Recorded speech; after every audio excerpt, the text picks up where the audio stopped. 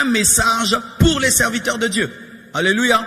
Pour les serviteurs de Dieu qui passent pour être vivants, mais qui sont morts. C'est-à-dire que tu peux servir Dieu, on pense que tu es vivant spirituellement, mais tu es mort. Et qui était ainsi dans la Bible? Les pharisiens. C'était des serviteurs de Dieu qui avaient l'apparence d'être vivants parce qu'à l'extérieur, ils portaient des franges, des phylactères, ils portaient des habits qui montraient qu'ils étaient saints, ils mettaient même des versets là. Frère, si tu vas en Israël, il y a des gens qui mettent des versets ici, des versets ici, des versets là. À l'extérieur, il y a la sainteté, mais dedans, mort. Oui, serviteur de Dieu. Tu peux avoir l'apparence de la sainteté, mais dedans, tu es un tombeau blanchi. Tu peux avoir l'apparence d'être un homme de prière, mais tu ne pries pas. Tu peux avoir l'apparence d'un homme qui lit la Bible, mais tu ne la lis pas. Tu peux avoir l'apparence d'avoir une intimité avec le Saint-Esprit, mais tu ne l'as pas. Tu peux impressionner les yeux des hommes, mais en réalité, tu n'as pas. Et la Bible dit, tu passes pour être. C'est-à-dire quoi? Aux yeux des hommes, tu parais grave, mais devant moi, tu n'es rien. N'ayez pas un ministère devant les hommes et un ministère devant Dieu.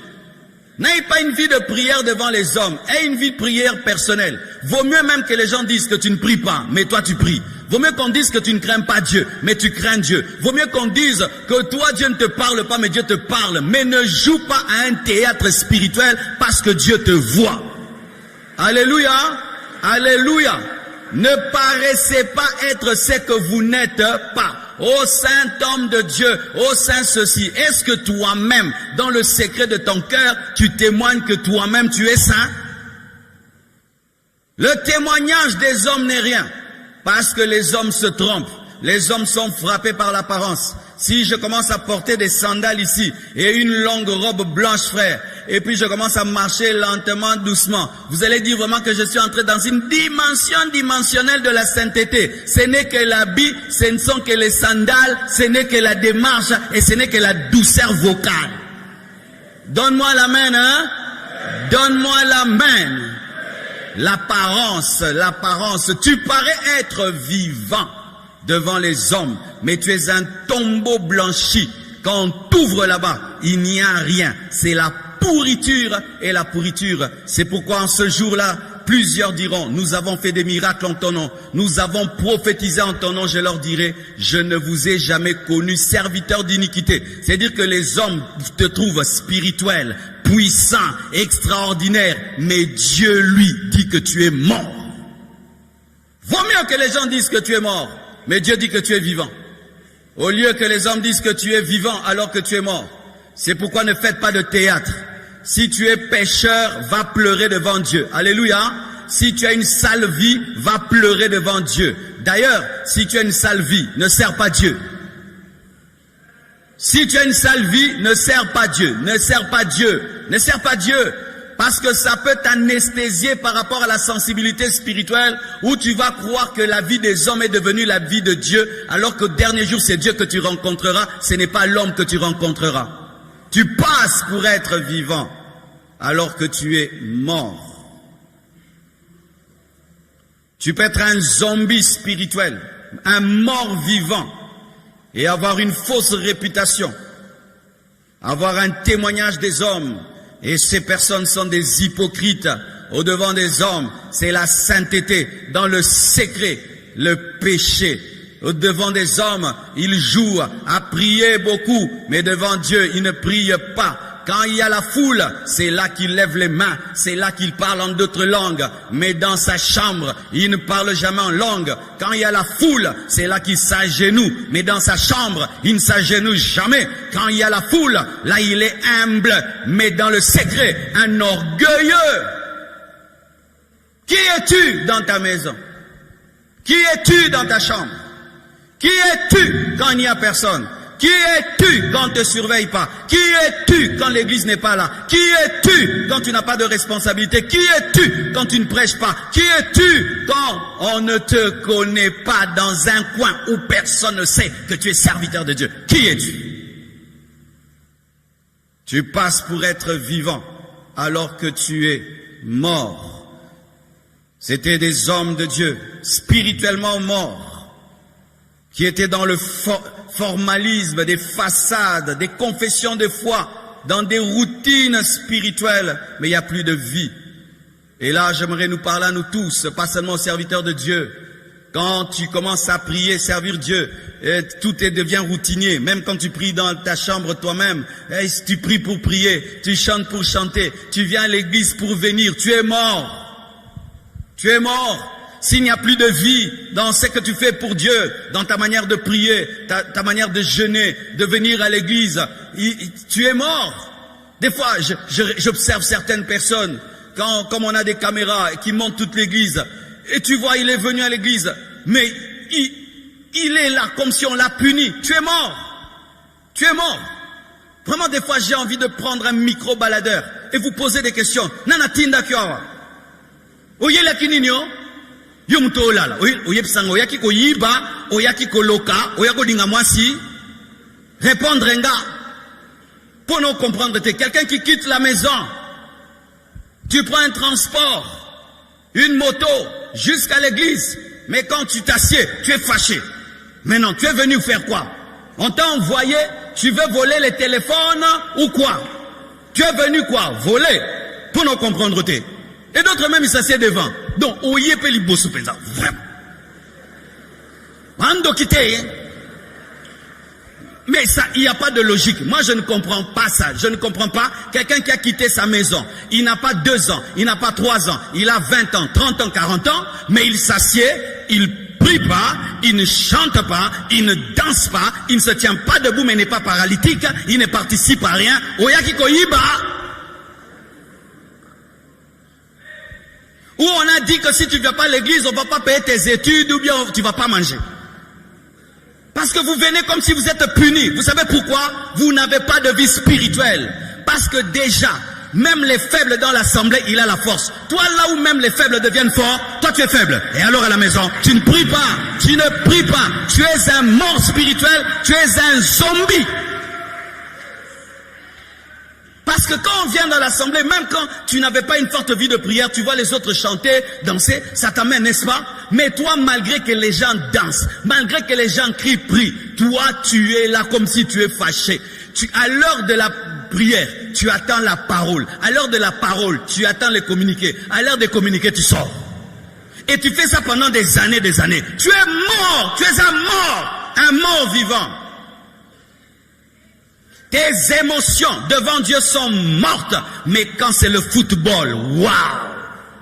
Quand c'est ton parti politique, quand c'est l'argent, aïe aïe aïe aïe aïe aïe aïe.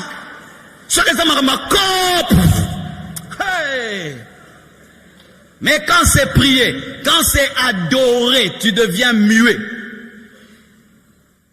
Frères et sœurs, êtes-vous vivants? Est-ce qu'il y a une flamme dans ton cœur pour Jésus? Est-ce qu'il y a l'amour pour Jésus?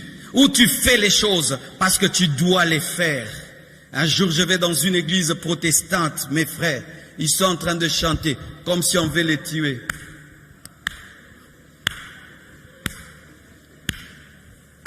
Maintenant, nous allons chanter le cantique 12,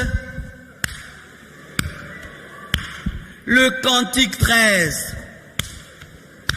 Et nous finirons par le cantique 60.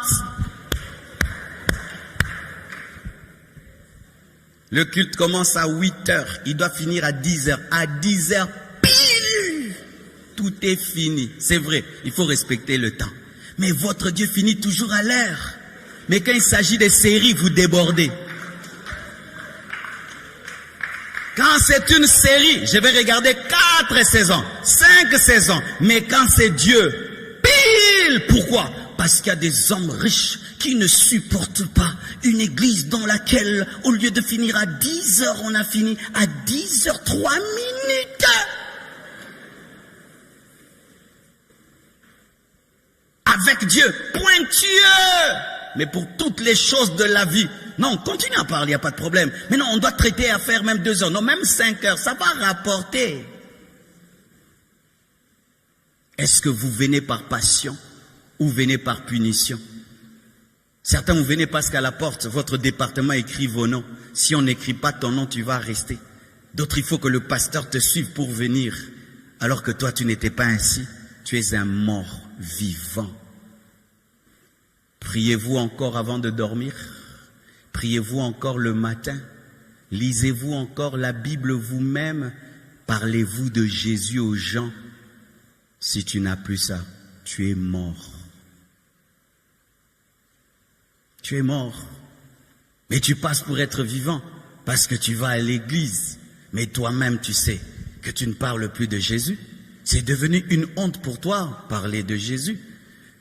Tu sais que maintenant, tu as récupéré tes anciens péchés, mais tu es toujours à l'église. Tu sais que tu ne pries plus, tu pries 10 minutes.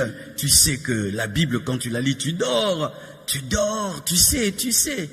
Mais les gens pensent que tu es toujours le frère là, tu es toujours la sœur là. Mais toi-même, tu sais que tu n'es plus ce frère-là. Tu es comme un poisson pourri, mais qui est toujours dans l'aquarium.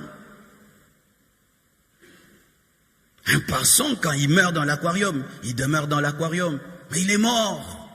Tu passes pour être vivant, mais tu es mort. J'aimerais que vous puissiez regarder bien vos vies et arrêter de vous trouver spéciaux. Non, ta vie, c'est ce que tu es. C'est ce que tu es.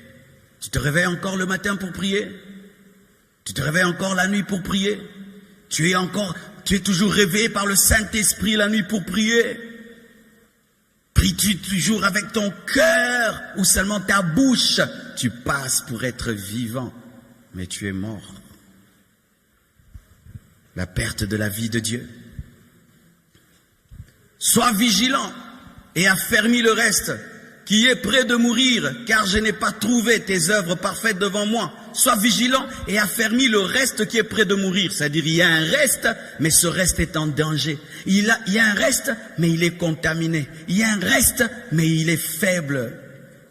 Est-ce que tu es ce reste-là? C'est-à-dire, les autres sont en train de rentrer dans le monde. Toi, tu ne veux pas rentrer dans le monde. Mais si cette situation dure encore, tu vas rentrer dans le monde. C'est ça le reste faible.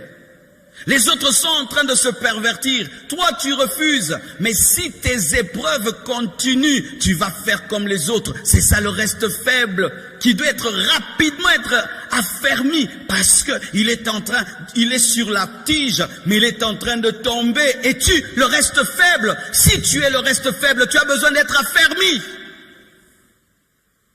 Tu n'es pas encore tombé, mais tu risques de tomber. Quand il y a ça, il faut affermir les gens. C'est pourquoi que Dieu bénisse tous ceux qui travaillent aux affermissements à l'église. Que Dieu vous bénisse, même si on ne vous connaît pas, même si on ne vous voit pas. Les grands serviteurs de Dieu de cette église sortent de là où vous enseignez. Soyez bénis et soyez bénis et soyez bénis. Allez faire les affermissements. Suivez les enseignements des affermissements. Pourquoi? Ça te révèle qui tu es devenu en Christ. Qui tu es devenu en Christ. Parce que tu peux être en Christ, mais tu ne sais pas qui tu es devenu. Êtes-vous un reste fragile? Tous tes amis sont rentrés dans le monde. Toi, tu n'es pas rentré, mais tu te sens attiré. Tu te sens attiré. Tu n'es pas encore rentré, mais tu te sens attiré. Tu ne fais pas comme les autres, mais tu sens que cette maladie commence aussi à entrer en toi. C'est ça un reste faible, mais qui a besoin d'être affermi. Et si personne ne t'affermit, va t'affermir toi-même, parce que nous pratiquons l'automédication. Pratiquez l'automédication spirituelle. Quand la toux commence, tu sais quoi boire. Et quand tu sens que dans ton cœur, tu commences à flancher, tu sais que tu dois t'agenouiller, tu dois prier, tu dois lire la Bible, écouter la parole, faire des retraites. Affermis-toi! Lorsqu'une tempête vient, j'ai suivi sur Internet, il y avait un tsunami qui s'approchait. Les gens ne voyaient pas, mais un homme voit le tsunami. Tout d'un coup, il saute, il tient quelque chose. Il avait un comportement bizarre. Tout allait bien. Il a tenu quelque chose. C'est parce qu'il avait vu le danger. Et quand le tsunami est venu, il a emporté tout ce qui s'était pas accroché. Mais lui, il a tenu parce qu'il était accroché. Et lorsque tu sens le tsunami venir, va t'accrocher dans la prière. Va t'accrocher dans le jeûne. Va t'accrocher. Et on te dit, pourquoi tu entres en retraite? Je vois le tsunami. Pourquoi tu entres en profondeur? Je vois le tsunami. Pourquoi tu jeûnes beaucoup? Je vois le tsunami. Pourquoi Pourquoi tu lis tout dans la Bible? Je vois le tsunami. Pourquoi tu écoutes telle prédication? Je vois le tsunami. Je sens qu'un danger est en train de venir. Affermis-toi. Affermis-toi. Les gens ne te suivront pas toujours, mes frères. Je peux vous dire la bibliothèque que j'ai. Comment j'ai eu la bibliothèque? J'ai prié dans une assemblée, mais il n'y avait pas de suivi. Et puis je me suis rendu compte que même si je me fâche contre le pasteur, si je vais en enfer, c'est mon enfer. Oui, comme toi tu te fâches, il n'y a pas de suivi. Hey, il n'y a pas de suivi. Si tu meurs sans suivi et c'est l'enfer sans suivi. Alors j'ai vu que j'allais me perdre. Alors pour chaque problème que j'avais, j'allais dans une bibliothèque et je cherchais un livre qui correspondait à mon problème. C'est comme ça que j'ai eu 1 livre, 2 livres, 10 livres et tout le reste et que j'ai appris à lire parce que Dieu m'a fermissé au travers des livres. Tu as quel livre? Tu as quoi dans ta bibliothèque? Qu'est-ce que tu es en train de lire? Lisez des choses qui traitent des maladies en vous.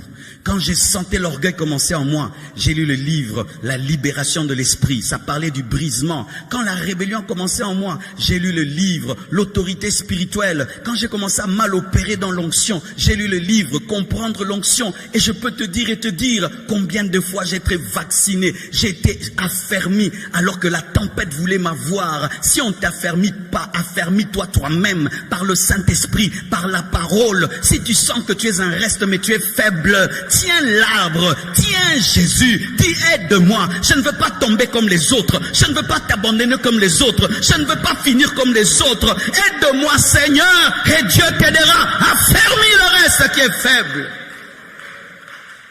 Oh, et la Bible dit que sois vigilant et affermis le reste qui est prêt de mourir, car je n'ai pas trouvé tes œuvres parfaites devant mon Dieu. Je n'ai pas trouvé tes œuvres parfaites devant mon Dieu. Quelles sont les œuvres imparfaites? Les œuvres imparfaites, ce sont les œuvres inachevées. Tu commences toujours des choses que tu ne finis pas. Tu promets toujours à Dieu des choses, tu ne finis pas. Seigneur, je ferai ceci. Tu commences, tu arrêtes. Seigneur, je vais chanter. Tu vas dans le studio et tu ne finis pas. Seigneur, je vais écrire un livre. Tu commences, tu ne finis pas. Seigneur, je vais commencer à te servir dans tel département. Tu commences et puis tu quittes. Seigneur, je ferai ceci. Tu commences et puis... Ce sont des œuvres imparfaites, signe de la mort. Combien de vœux tu as fait à Dieu? Seigneur, je ferai ceci. Je vais travailler à l'orphelinat. Tu travailles, tu laisses. Je vais travailler à la chorale. Tu travailles. À la salubrité, tu laisses. Tu commences, tu laisses. Tu n'as que des chantiers. Si tu as 1000 chantiers, tu n'habiteras jamais un chantier. Vaut mieux avoir une seule maison finie que 1000 chantiers inachevés. Qu'est-ce que tu as déjà commencé et fini avec Dieu? Qu'est-ce que tu as commencé et tu as fini avec Dieu? Tu commences, tu laisses, tu sers Dieu avec des émotions, tu sers Dieu avec négligence, tu sers Dieu avec imperfection et tu tolères l'imperfection. Il n'y a pas la qualité, tu travailles avec le bois, avec le chaume et Jésus appelle ça des œuvres imparfaites, des œuvres qui manquent la qualité, des œuvres qui ne sont pas finies, des promesses qui ne sont pas accomplies, des choses qui ne finissent pas, des œuvres qui sont